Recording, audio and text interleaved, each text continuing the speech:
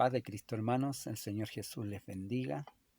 Es un gusto estar nuevamente con usted para compartir nuevas enseñanzas. Ya terminamos recién un estudio, Jesús, el Señor de nuestra vida, de nuestra mente, de nuestro corazón. Vimos varios aspectos o áreas en las cuales el Señor tiene dominio, en realidad en todo. Eso fue lo que pudimos ver a través de el estudio que acabamos de concluir la semana recién pasada. Ahora vamos a compartir un estudio nuevo, obviamente, y vamos a estar viendo, es un estudio un tanto,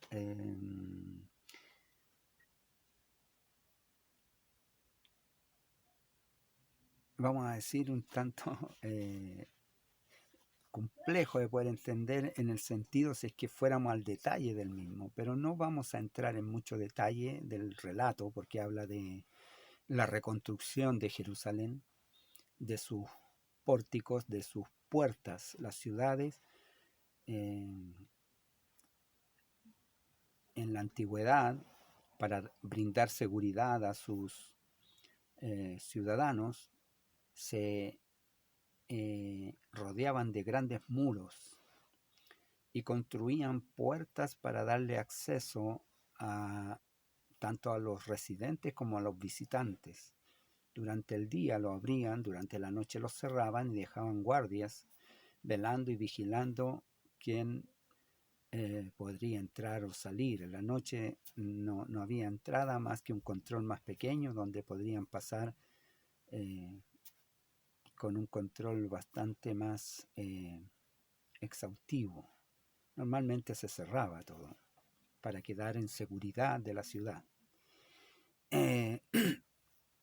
Vamos a estar viendo la reconstrucción de Jerusalén, porque vamos a ver el libro de Nehemías y vamos a estar viendo la reconstrucción del muro y también de sus pórticos. Ahora bien, lo que el estudio nos va a enfocar a nosotros, aparte de darnos la instrucción de lo histórico, el hecho en sí, Jerusalén derribada, destruidos sus muros, el templo destruido, sus pórticos también, y el pueblo cautivo se lo llevó Nabucodonosor, el emperador de entonces conocido como un imperio que sometió a todos los reinos de alrededor.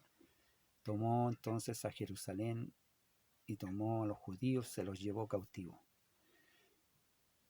Estuvieron 70 años en cautiverio por profecía de Dios.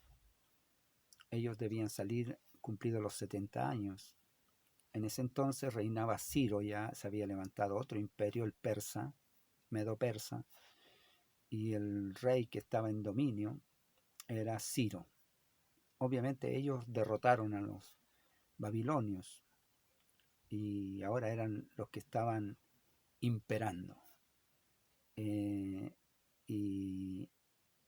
hay un retorno de los judíos a reconstruir la ciudad, el templo y los muros. Aquí habla de Nehemías, también Esdras, el sacerdote, y vamos a estar viendo también algunos otros personajes como las familias que ayudaron a reconstruir, más bien qué familias eran los grupos sociales que tenía Jerusalén, de las tribus. Cada una de las tribus tenía representación para reconstruir, la colaboración para poder reconstruir. Todo esto va a ser bien interesante. Esperamos que pueda ser instructivo para usted y pueda ser también de grande beneficio. En comparación a nuestras vidas, la reconstrucción de una vida espiritual, aunque este es un hecho de físico, histórico, de la destrucción de una ciudad, vamos a estar viendo que también es reflejo de la construcción y destrucción de una vida espiritual. Porque Jerusalén fue destruida y su gente cautiva por su deterioro espiritual. Se alejaron de Dios, los reyes gobernantes tuvieron, el dominio de Jerusalén tuvo un desarrollo creciente, grande, y tuvo gloria. Con Salomón venían reyes a ver y conocer de su sabiduría y de su poderío, su ciencia, su conocimiento. Y tuvo grande fama el reino de eh, Israel, o el reino de Judá también. En este caso era un solo pueblo, que era el reino de Israel. Israel era uno solo, o el pueblo hebreo. El pueblo hebreo más bien, y judío. Entonces, este pueblo creció y tuvo su gloria con Salomón. David hizo fuerte a este reino luego de heredar el reino que Dios le dio, quitándoselo a Saúl. David viene siendo el segundo rey. Esto es como un contexto histórico, dije, un poquito para ubicarnos en lo que vamos a estar viendo, porque entrar en detalles nos demoraríamos mucho y vamos a intentar sacarle un buen provecho a esta enseñanza. Y estos puntos que le estoy dando son puntos generales que usted puede comprobar a través del estudio, en la escritura, puede corroborar lo que estamos hablando. Entonces, David hereda su reino a Salomón. Salomón hace más grande aún el dominio de este reino y lo hace una ciudad fuerte, fortificada, famosa, grande. Reyes venían a verle, pero también Salomón, al término de sus años, también se deterioró el descuido espiritual de su vida, y esto hizo que Dios se enfadara, se enojara o se molestara, no sé cómo decirlo, de forma que, porque si Dios se enoja es por algo tremendo, y la ira de Dios mejor que no nos llegue, sino más bien que Dios usó en este momento, como siempre lo hace, los digamos, acontecimientos malos que puedan acontecer. En este caso levantó un imperio contra su pueblo para que lo dominara. ¿Qué hizo el Señor? Usó como disciplina la dificultad. La dificultad siempre de algún modo nos busca disciplinar, a confiar en Dios, a volver al camino, buscar su rostro, buscar su presencia. Así fue como entonces Dios profetizó que este pueblo se dividiría, y ahí nacen dos naciones, Israel y Judá, que uno es el reino del norte y el otro el reino del sur. Judá con su capital Jerusalén, y Israel capital Samaria. Entonces, con dos reyes, un rey que es el heredero, Roboán, que es hijo de Salomón, y Israel queda Jeroboán, que era un caudillo que el pueblo también lo levantó y lo hizo su rey. Y así se enmarcan estas dos naciones. Y vamos a estar viendo específicamente la destrucción, porque la división destruye, y ellos se debilitaron en esto, luego tuvieron hasta guerras entre ellos, deterioro de relaciones, enemistad, y luego también fueron cautivos. Se llevaron primero a los samaritanos, el pueblo de Israel, se los llevaron. Y luego tomaron al final a Judá, se los llevan. Y en esta cautividad estuvieron 70 años, hasta que ahora vemos el relato del retorno para reconstruir. Y vamos a estar entrando entonces en el estudio de hoy, deseándole que se encuentre usted muy bien, bendecido del Señor, bendecida del Señor, que el Señor esté acompañándole, edificándole, ayudándole. Vamos a tomar esta enseñanza entonces también para nuestras vidas, de modo que tengamos cuidado de la protección, los muros protectores, las puertas, que son, las puertas representan el lugar de honra, de autoridad, de presentación, de reputación. Vamos a ver que en los pórticos, en las puertas, se trataban los negocios. Todo negocio que se hacía en eso entonces se sellaban ahí. Los juicios que se llevaban a cabo se llevaban en las puertas. Eh, entonces las puertas representan algo muy importante, representan el funcionamiento de un Estado, haciendo justicia, eh, llevando a cabo negocios que hacen que el desarrollo avance en la ciudad, económico, social, y toda transacción y toda disputa también se arreglaba ahí. Entonces, la importancia de las puertas. En este caso, vamos a estar viendo 10 puertas, 10 pórticos, cada uno cumple su función, estas puertas. Están hechas con un motivo, con una razón. Y vamos a estar viendo que cada una de esas puertas va a representar una parte de nuestra área espiritual. Vamos a tomar que nosotros somos la ciudad, aunque en realidad la ciudad es la iglesia, porque la iglesia encierra a todas las familias. Nosotros somos familias que estamos inmersos en la iglesia, y la iglesia es la comunidad de fe cristiana que adora a Dios, que sirve a Dios. La importancia de poder prestar servicio a esta iglesia, en este caso la ciudad, el poder reconstruir al ver el deterioro. Cuando se deteriora algo, se necesita arreglar, reparar. Bueno, la participación en esa reparación, ahí nos toca a nosotros. Y ahí vamos a ir aplicando el estudio, nos va a ir tocando en el área que nos corresponda, de ir viendo cómo nuestra vida también se puede deteriorar, las puertas o los muros, los peligros que traen espirituales para nuestras vidas. Que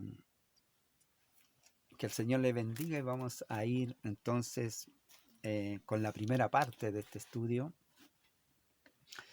que tiene por título Las puertas de la iglesia, primera parte. Tiene harto de qué tratar. Vamos a tratar, dije, de hacerlo simple, entendible, para no complicarnos mucho, porque tanto como explicar con la introducción que ya hice, tocamos a David, tocamos a Saúl de pasada, y tocamos a Salomón, Roboán, Jeroboán, la división. Ya de repente tanta información nos puede confundir. La idea es que tomemos el centro ahora, Jerusalén. Y dice así en el libro de Nehemías, capítulo 1, verso 3, dice: y me dijeron el remanente de los que quedaron de la cautividad allí en la provincia están en gran mal y afrenta, y el muro de Jerusalén derribado, y sus puertas quemadas a fuego. Amén. Oramos. Padre bendito Dios, en el nombre de Jesús, oramos a usted, Padre, que atienda nuestra oración, nuestro ruego en esta hora. Señor, damos gracias por cada hermano, cada hermana, cada señorita, cada joven que se presta, Señor, a participar con nosotros de esta instrucción este día. Denos, Señor, a través del Espíritu Santo, la palabra, la enseñanza, Señor, toque nuestras vidas, edifique nuestras vidas, sane nuestra alma, sane nuestro cuerpo, llénenos de vigor y de fe para alcanzar, Señor, el propósito de su voluntad para con nosotros. Bendiga nuestro hogar, bendiga nuestras familias, bendiga nuestro trabajo, Señor, el fruto de nuestras manos. Queremos agradecérselo, Señor, porque usted es el que nos ayuda, usted es el que nos protege, usted es el que nos sana, usted es el que nos guarda. Gracias, Señor, pedimos su bendición en el nombre de Jesucristo, nuestro Salvador. Amén. Gloria a Dios, santo, aleluya. Amén. Ok, entonces el estudio tiene por título Las puertas de la iglesia, primera parte. Este es un estudio muy antiguo, está escrito por el pastor Luciano Montes, y vamos a introducirnos en esta primera parte. Entonces vimos en el capítulo 1 de Nehemías, vimos el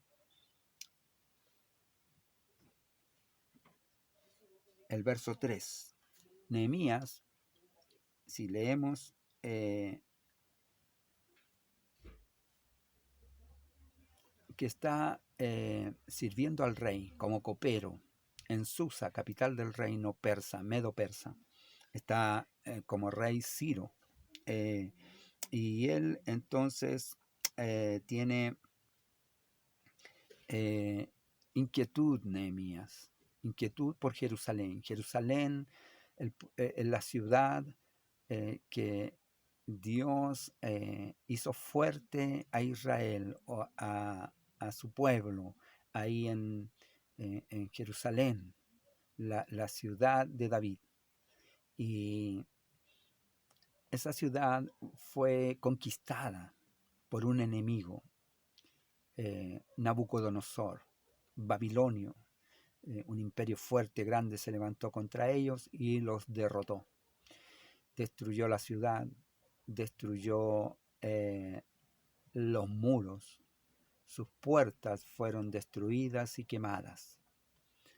El templo fue destruido, fue también saqueado los tesoros y destruido todo su interior. ¿Qué nos dice esto? Nos habla de destrucción moral, destrucción de la honra, destrucción de la seguridad, destrucción de la fe, derrotados totalmente.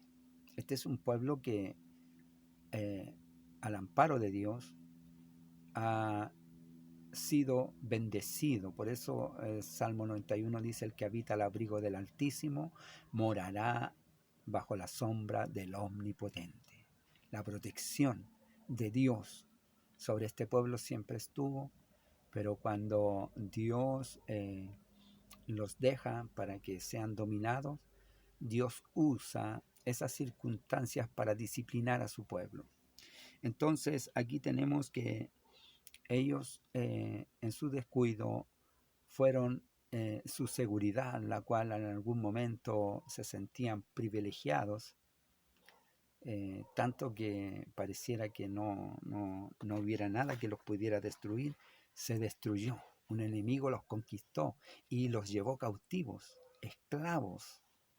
Ya no podían hacer lo que ellos quisieran, no podían adorar a quien ellos quisieran adorar, quisieran servir, no.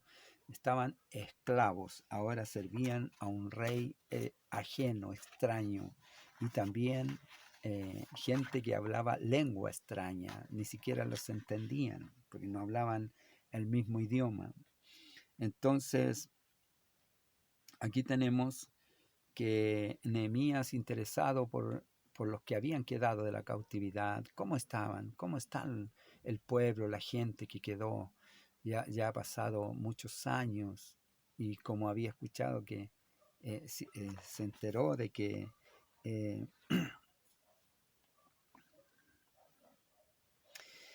vino Anani, dice en el verso 2 del capítulo 1, uno de mis hermanos con algunos varones de Judá. Vino Anani, y le pregunté por los judíos que habían quedado de la cautividad y por Jerusalén. Estaba interesado él. Y entonces la respuesta que ellos le dieron fue lo que leímos antes. Me dijeron: el remanente de los que quedaron de la cautividad allí en la provincia están en gran mal y afrenta, y el muro de Jerusalén derribado. La seguridad no la tienen. Están destruidos sus muros, derribados, y sus puertas quemadas a fuego.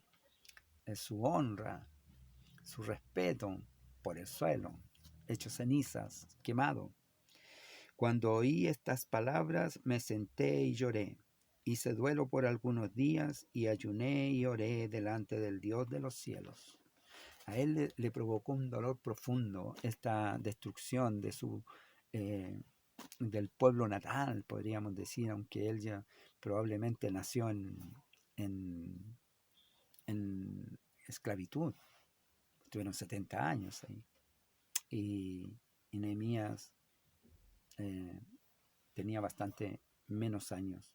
Entonces él no fue nacido en Jerusalén, pero tenía arraigada la historia de sus padres, de sus abuelos, que le habrían contado todo esto y él estaba muy ocupado en saber cómo estaban ellos allá. Y esto le produjo mucho dolor. Esto lo llevó a hablar con el rey y el rey le autorizó a ir a reconstruir Jerusalén. Entonces, en el libro de Reyes también, Crónicas, en el libro de Crónicas, acontece que en el verso 22 del capítulo 36, ya terminando el libro, segundo libro de Crónicas, dice, verso 22 en adelante, más al primer año del rey Ciro, rey de los persas, para que se cumpliese la palabra de Jehová por boca de Jeremías, Jehová despertó el espíritu de Ciro, rey de los persas, el cual hizo pregonar la palabra y también por escrito por todo su reino, diciendo, así dice Ciro, rey de los persas, Jehová, el Dios de los cielos, me ha dado todos los reinos de la tierra, y él me ha mandado que le edifique casa en Jerusalén, que está en Judá. Quien haya de entre vosotros todo su pueblo, quien haya entre vosotros de todo su pueblo, sea Jehová su Dios con él y suba. Ahí está el testimonio de que autorizó en el tiempo de la profecía indicada, o sea, en el tiempo de Dios, que habrían de volver a los 70 años. Entonces, eh, es lo que está pasando aquí en el libro de Nehemías y Esdras relatan este regreso y esta reconstrucción. Entonces, como dije, estas ciudades eran ciudades que se fortalecían, se aseguraban, porque habían otros reyes, otros reinos que querían siempre conquistar. Era el tiempo en que se hacían fuertes a través de las conquistas los reyes. Había tiempos de guerras de reyes. Los reinos se enfrentaban y se hacían guerra. Bueno, así se iban haciendo fuertes, se iban construyendo o se iban formando estos grandes imperios. Ahora estaba imperando el imperio medo-persa, a la cabeza del rey Ciro. Entonces, estas ciudades lo que les brindaba seguridad eran sus muros y sus puertas. Las noches se cerraban y en el día se abrían. A la noche quedaban los guardias mirando y velando. Y es muy importante conocer que el salmista dice en el Salmo 127, en el verso 1, diciendo, si Jehová no edificare la casa, en vano trabajan los que la edifican. Si el Señor no velare por la ciudad, entonces en vano vela la guardia. Quien hace la seguridad es Dios, no los muros ni las puertas grandes hechas de madera buena, gruesa, fuerte, sino Dios. Pero la forma de dar seguridad a la ciudad era así en ese entonces. De ese modo también las personas a veces creen que la ciudad o que su protección está en lo que se pueda hacer alrededor. Pero nosotros sabemos que la protección viene del Señor. Dice el salmista también, alzaré mis ojos a los montes. ¿De dónde vendrá mi socorro? Mi socorro viene de Jehová, que hizo los cielos y la tierra. Entonces, ¿quién es el que nosotros debemos confiar? La seguridad de nuestros días, de nuestra salud, de nuestra vida, es a Dios. Entonces, aquí nosotros vamos viendo que este pueblo deterioró su relación con Dios, un pueblo que fue sacado de los lomos de Abraham cuando Abraham no tenía descendencia. Pero Dios se proveyó de descendencia, Génesis capítulo 12. Y le dijo a Dios a Abraham que dejase su tierra, su parentela, y fuese al lugar que él le llevaría. Y le creyó Abraham a Dios, y esto le fue contado por justicia. Entonces, Abraham de este modo se relacionó con Dios, y Dios lo prosperó y lo bendijo conforme Dios le había prometido. Hizo una descendencia que no podría ser contada, innumerable la descendencia del Señor. Entonces, vamos a ver aquí que en el capítulo 3, en el verso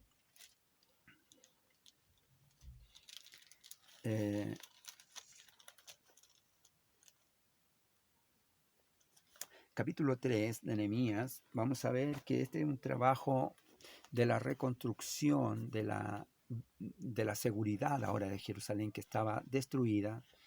Había que restaurar todo. Dice en el capítulo 3, verso 1, entonces se levantó el sumo sacerdote Eliasib con sus hermanos, los sacerdotes, y edificaron las puertas de la puerta de las ovejas. Ellos arreglaron y levantaron sus puertas hasta la torre de Amea, y edificaron hasta la torre de Ananel. Junto a ella edificaron los varones de Jericó, y luego edificó Zacur, hijo de Imri. Los hijos de Sena edificaron la puerta. Bueno, vamos a dejarlo ahí porque esa es otra puerta, la puerta del pescado. Ahí. Entonces, los sacerdotes comenzaron la reconstrucción. Y este es un trabajo que es asignado, un trabajo que se organiza primero para poder hacer el trabajo en colaboración. La iglesia necesita trabajar en colaboración. Dice que se levantó el sumo sacerdote Eliasib con sus hermanos. No se levantó solo, es el sacerdote el que parte el trabajo. La puerta de las ovejas tiene una motivación espiritual. Recuerde que vamos a asimilar las puertas a un área espiritual nuestra. Este es un llamado a la salvación, un llamado a pregonar salvación. Las ovejas, la puerta de las ovejas es la puerta que servía para llevar los animales al mercado o al sacrificio, al templo. Entonces, nosotros tenemos un cordero, el Cordero de Dios, que es Jesucristo, que por nosotros fue inmolado para perdonar nuestros pecados, para lavar nuestros pecados y darnos salvación y vida eterna. Entonces, he aquí el Cordero de Dios que quita el pecado del mundo, dijo Juan, ¿sí? En el Jordán. Entonces, nosotros esta puerta la vamos a asimilar al llamado a pregonar la salvación, a dar a conocer a otros esta salvación.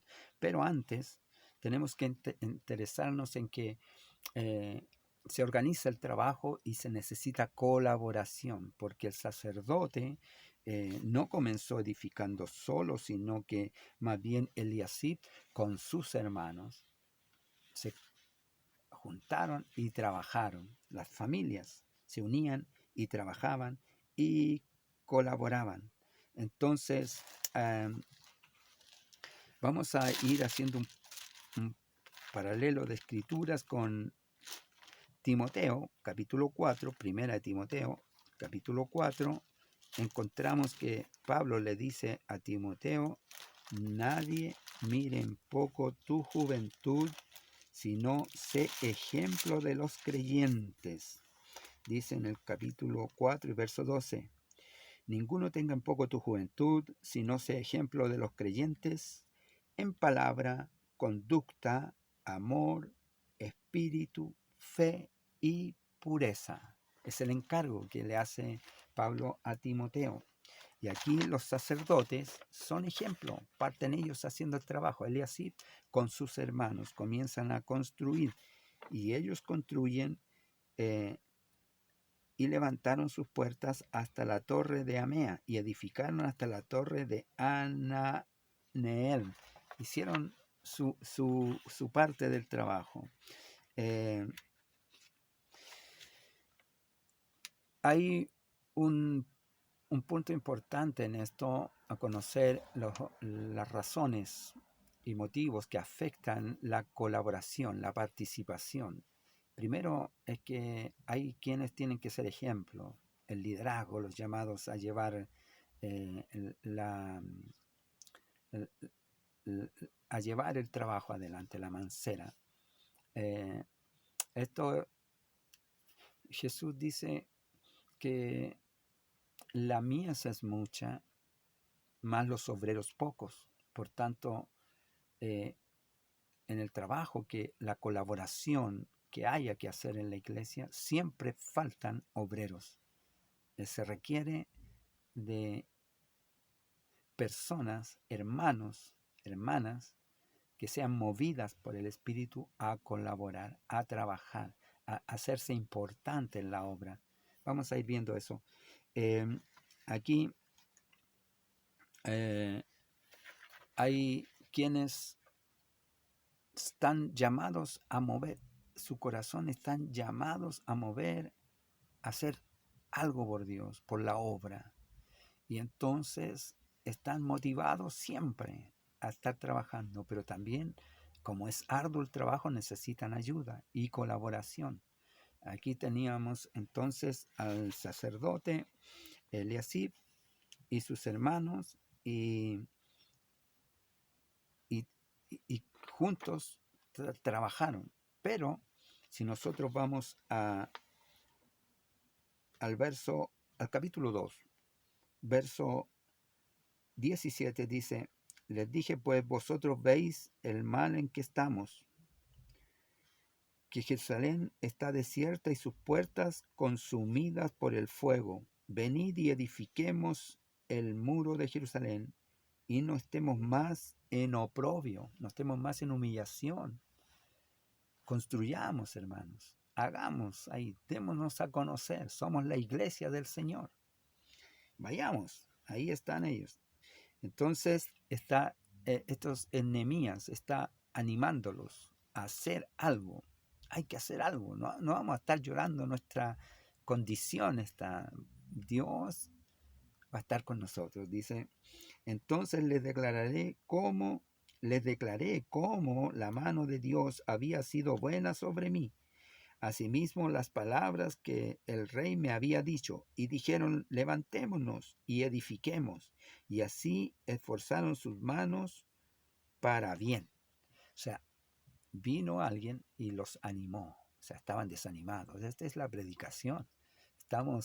Nuestra vida a veces depresiva, enferma, angustiada, sin salida. Alguien nos predica y nos animamos porque conocemos que Dios es poderoso, que Dios puede transformar nuestra vida y que Dios puede sanar, puede cambiar, puede hacer todo nuevo.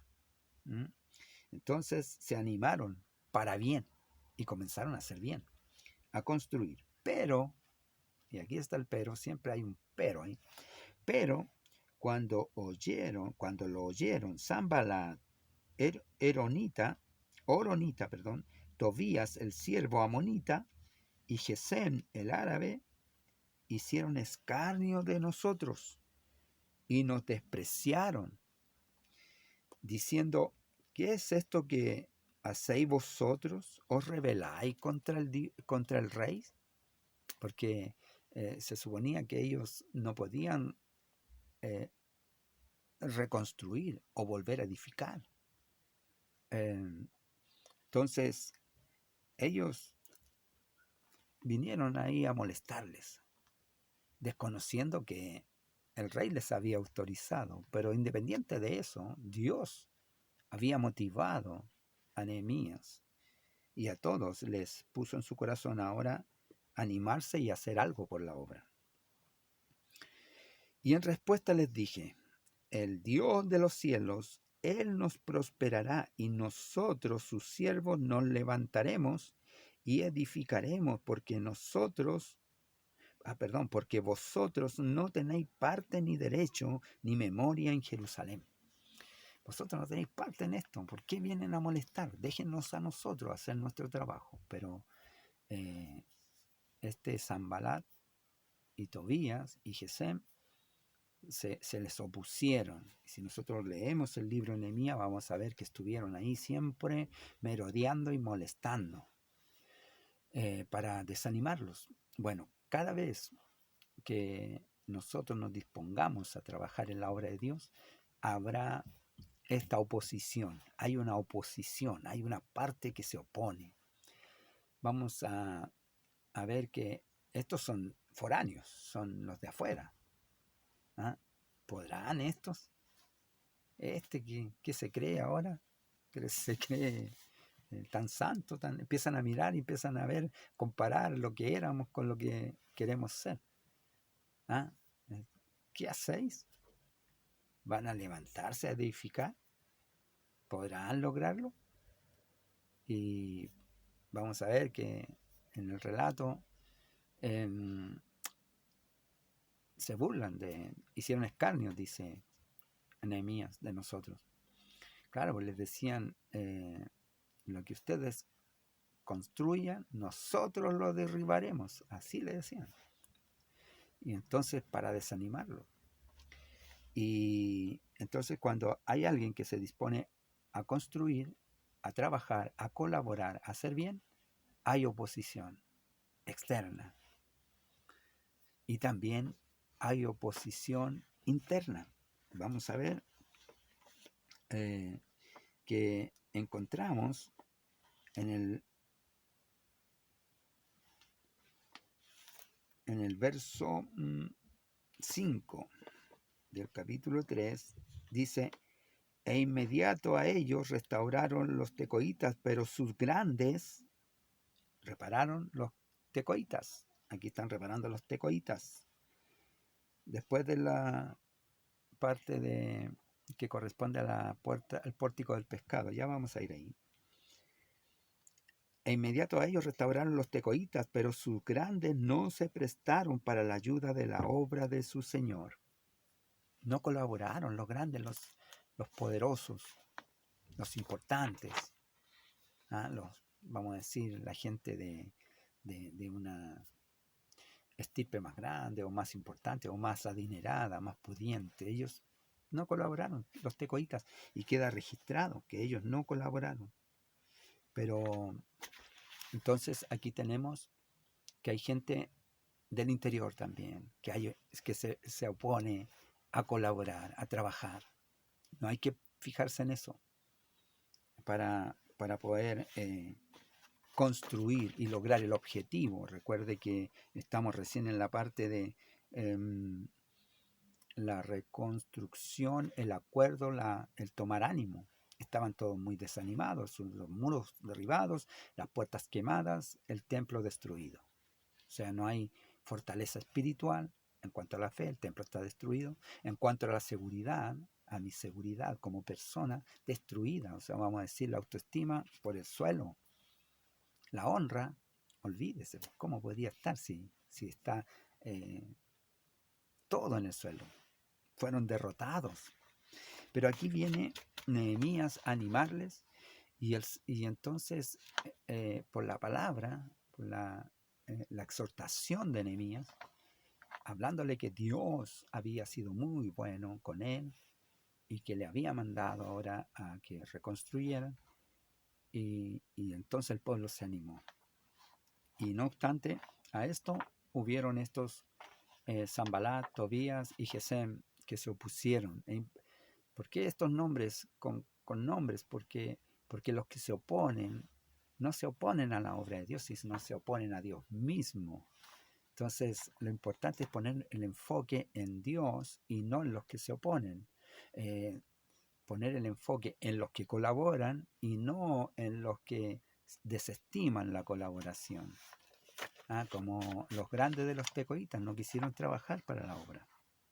Entonces, la puerta de las ovejas es un llamado a la salvación, para pregonar el evangelio, por eso son los sacerdotes. Eliasib, sus hermanos comenzaron a construir, porque esta es la puerta donde pasan las ovejas para el sacrificio, para que el sacerdote, ¿quiénes? Entonces, los pastores, ministros, no, todos nosotros. Porque Pedro nos dice, mas vosotros sois real sacerdocio, nación santa, pueblo adquirido por Dios. Amén. Que los llamó de las tinieblas a su luz. Nosotros tenemos que estar entonces ahora dispuestos a instruirnos, como lo estamos haciendo ahora, acerca del mensaje, el sacrificio que Jesús hizo para borrar nuestras culpas, nuestro pecado. Todo nuestro pasado queda olvidado por el sacrificio de Jesús y nos hace nuevas criaturas. Nos da una oportunidad para volver a comenzar y para presentarnos ahora como personas restauradas, sanadas, libertadas, ya no cautivas, ya no en Babilonia, ya no en Medo-Persa o en Susa, sino en Cristo, libres para servir a Cristo, para bendecir a Cristo, para predicar a Cristo, para enseñar a Cristo a otros. Amén. Porque el Señor ha venido a buscar y rescatar lo que se había perdido. Y eso tenemos que anunciarlo a la gente, para que la gente no esté esperando estar listos, sino que vean que lo que tienen que saber es que son pecadores y que se tienen que arrepentir, recibir a Cristo, y el Señor les perdona sus pecados y los borra. Borra todas nuestras rebeliones, como dice el salmista también.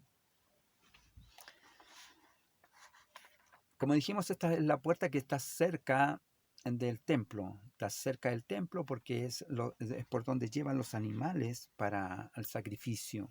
Y también transportan los animales al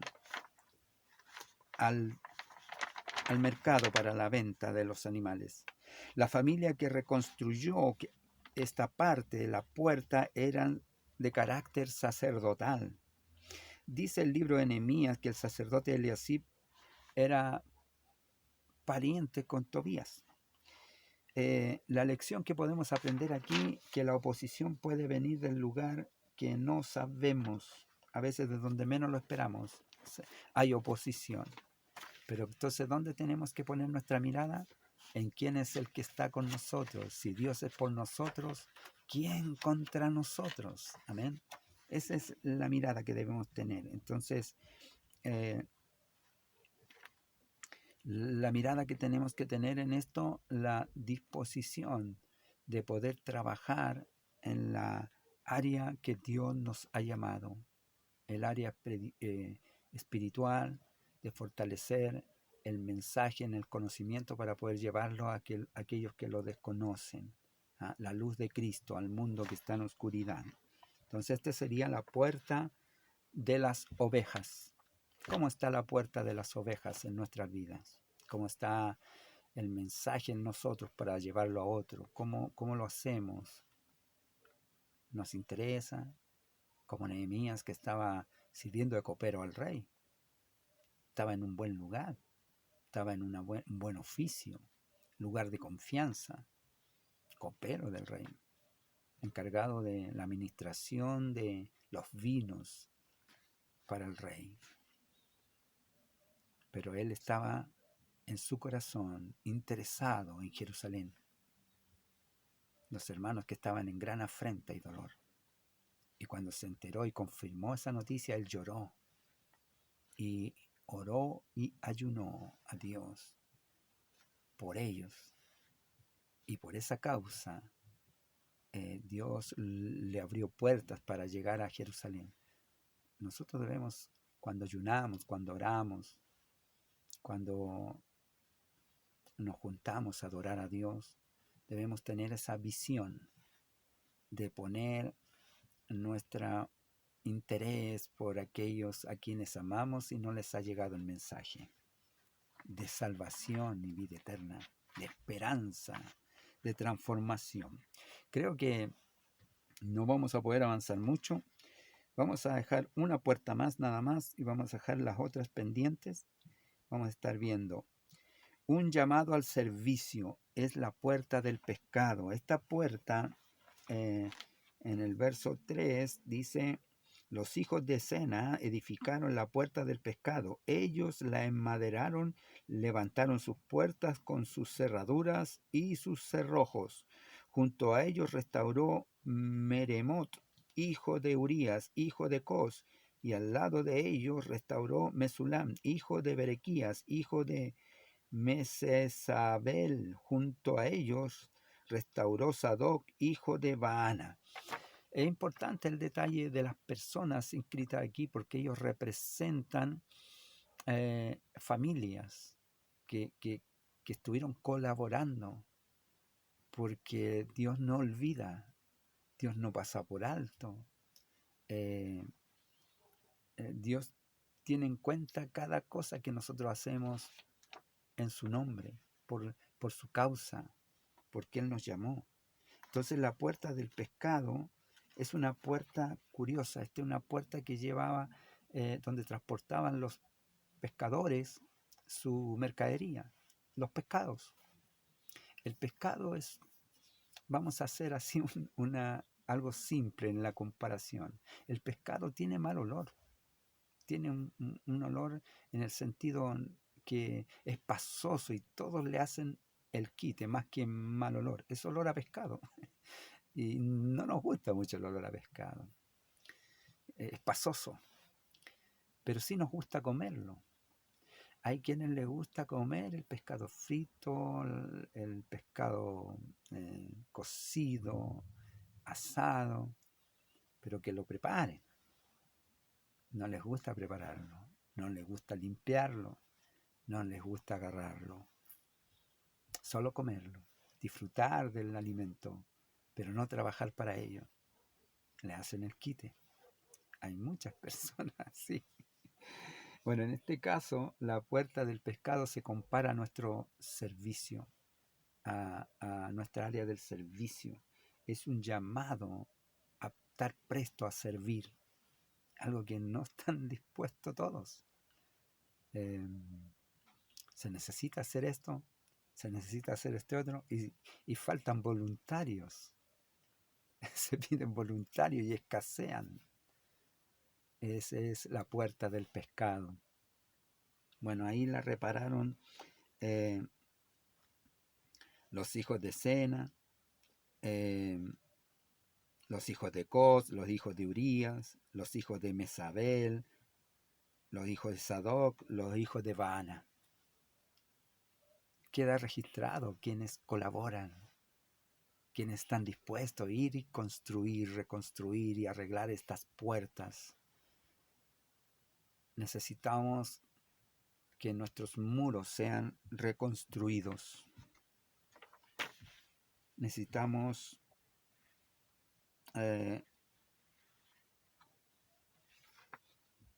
poner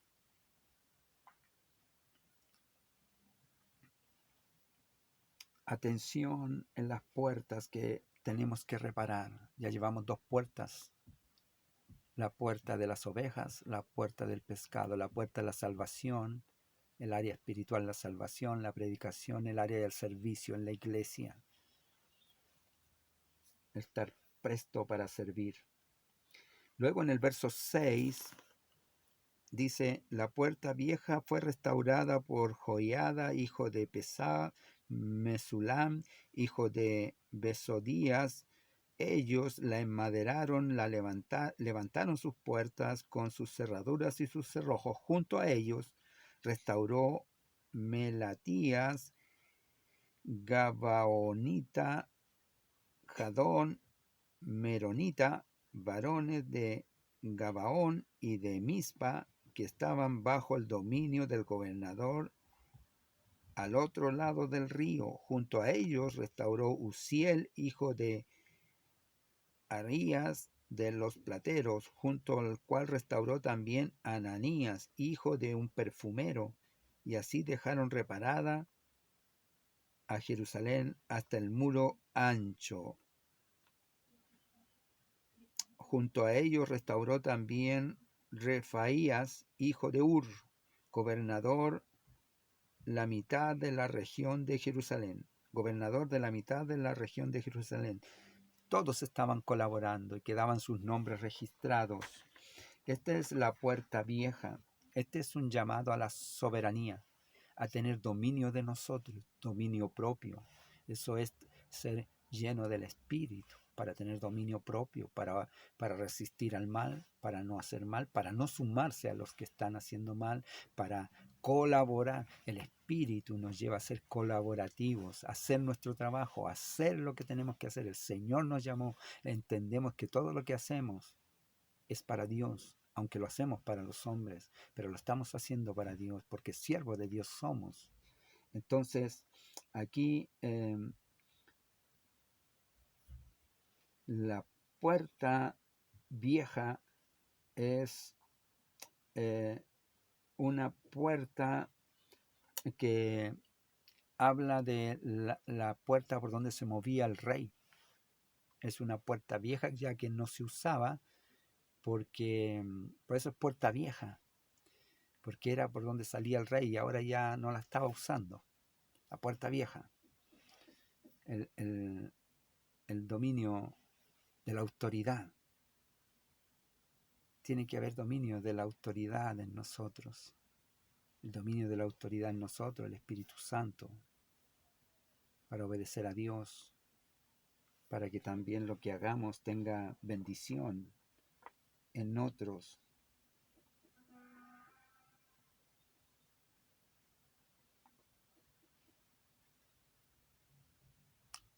Entonces, esta es la otra puerta a arreglar, a reparar. ¿Cómo está la puerta vieja?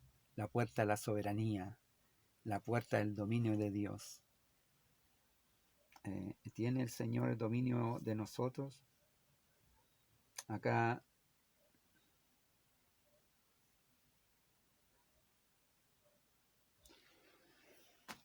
para estar guardando el testimonio, la puerta vieja.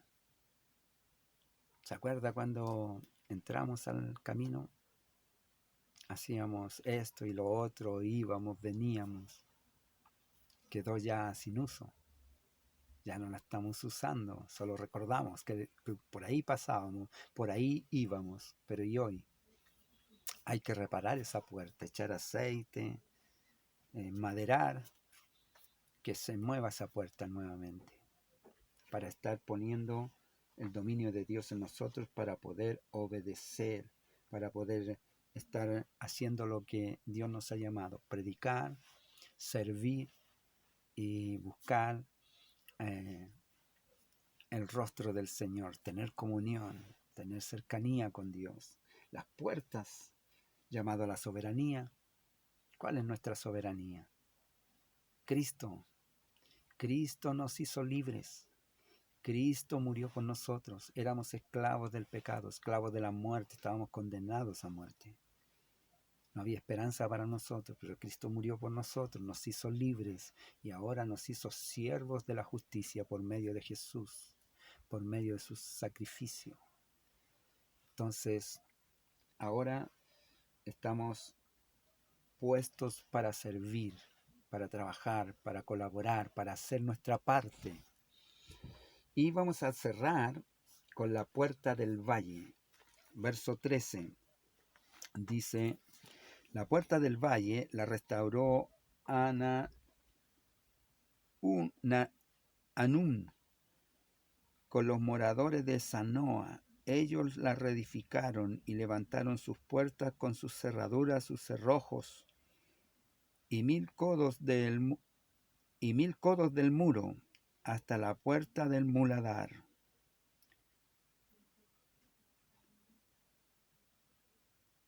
Hasta la puerta del muladar. Hasta ahí edificaron ellos, la puerta del valle.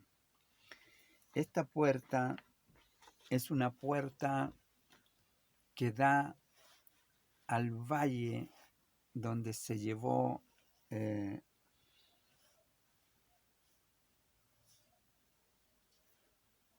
ah,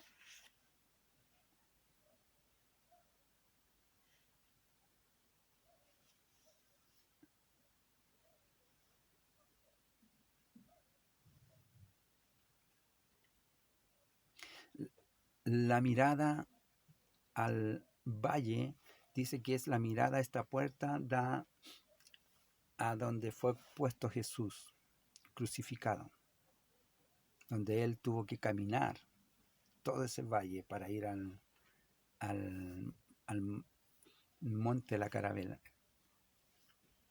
¿Caravera? Calavera, al monte de la calavera. Ahí entonces vemos que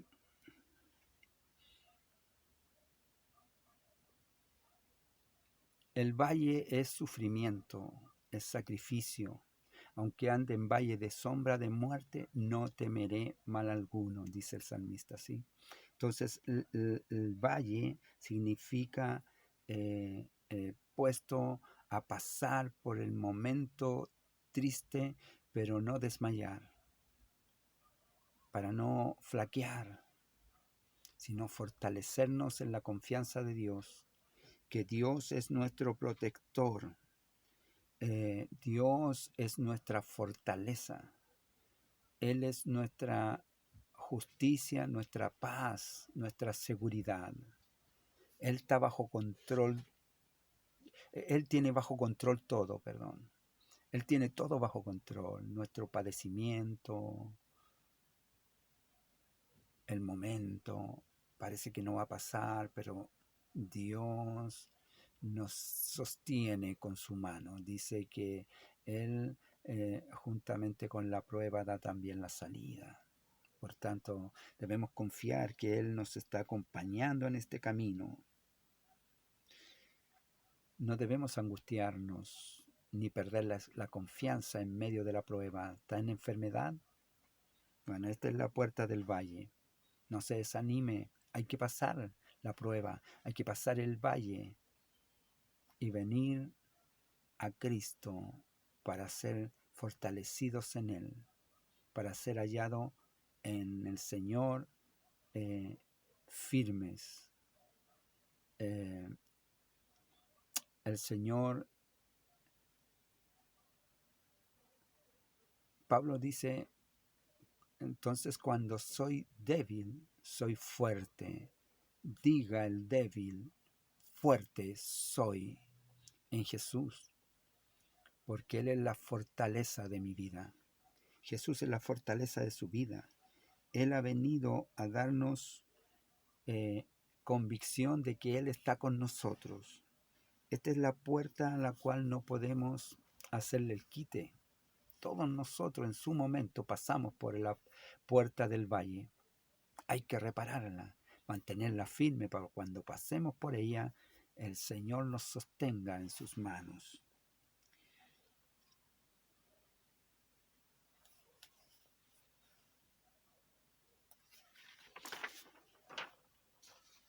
Esa puerta a veces no quisiéramos pasarla, pero es necesario pasarla. Jesús dice, yo soy la puerta. El que por mí entrare, entrará y saldrá y hallará pastos. De modo que en la puerta del valle no debemos temerle. El Señor está con nosotros.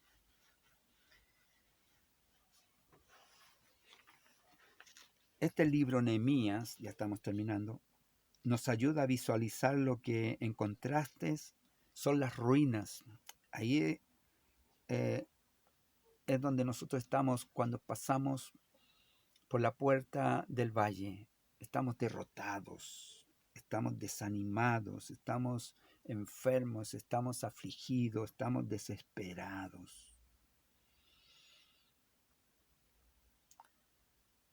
Pero Dios usa estos momentos para fortalecernos.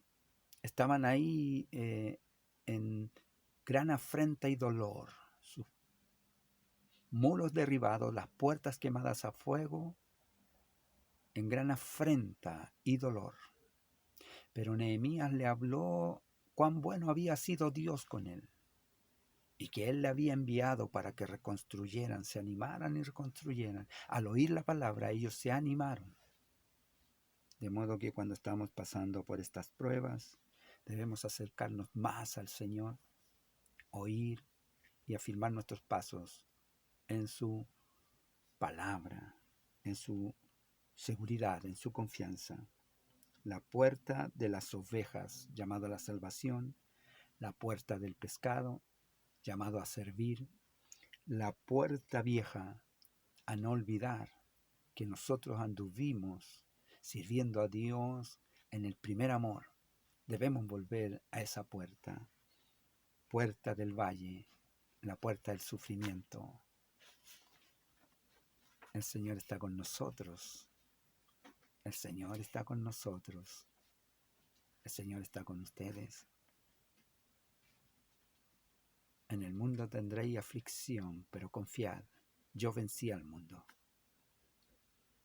Amén. Oramos en el nombre de Jesús. Bendito Dios y Padre Celestial, le damos gracias por esta enseñanza, Señor, por esta instrucción de darnos a conocer, Padre, que nuestra vida espiritual debe ser reedificada, debe ser restaurada, debe ser cuidada para que no se deteriore, Señor. Y las áreas que se deterioran, podamos reconstruirlas, Señor, como lo hizo Nehemías, como lo hizo Esdras, animando al pueblo, y el pueblo todo y sus familias, Señor, se animaron a reconstruir su vida espiritual, su confianza en Dios, su comunión con Dios, y a lograr el lugar, Señor, que usted le había dado, lugar de autoestima alta, un valor, hijo de Dios, hija de Dios. Ayúdenos, Padre, para vivir bajo esa confianza, bajo esa dirección, bajo esa guía, Padre. Ahora le pido por cada una de las familias de la iglesia, por cada varón, por cada hermana que nos escucha, cada señorita, cada joven que en esta hora ha estado, Señor, oyendo esta enseñanza. Opere en ellos y en nosotros y en mí, a través del Espíritu Santo, y ayúdenos a reparar el servicio que hemos descuidado, que en esta hora lo hemos visto claramente a través de la simbología de estas puertas de la ciudad. Oh Dios, oramos para que haya reconstrucción de seguridad en nuestra vida del Espíritu, nuestra vida, Señor, espiritual, nuestra vida de servicio, nuestra vida de comunión con usted. Ayúdenos, Padre, a tener buen tiempo, sánenos, bendíganos, se lo pido, en el nombre de Jesucristo. Amén. Gloria a Dios, santo. Aleluya, gloria a Dios. Que el Señor les bendiga, hermanos. Nos vemos el próximo martes, si el Señor lo permite. Maranatha, Cristo viene. Que el Señor les bendiga.